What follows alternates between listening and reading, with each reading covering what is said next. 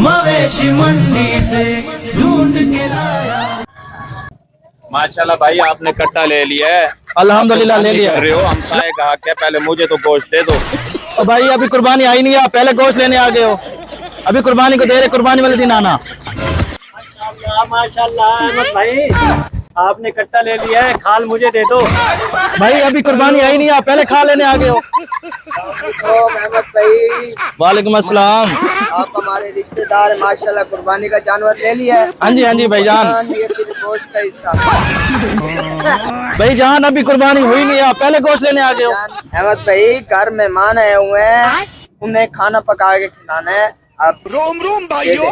भाई कुर्बानी वाले दिन आना, अभी देर है। यार अहमद भाई दे दो यार, दे दो आपकी मेहरबानी, दे दो। ये लो दे दो हम ये पकड़ो, दे दो ये हमारा खाल हिस्सा दे दो। निकाल दो, जल्दी करो। दे दो तो भाई दे दो। माशाल्लाह भाई कट्टा, भाई आपने कट्टा ले लिया। हाँ जी भाई ले लिया। इसके सुरी और पाए मुझे भी उतार दो। मुझे माफ कर दो, मैंने जो कुर्बानी करनी थी कर ली। ये खड़ा जानवर आप खुद ही कर लेना, मैं जा रहा हूँ भाई।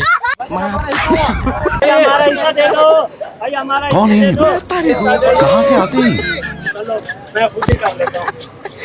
मेरे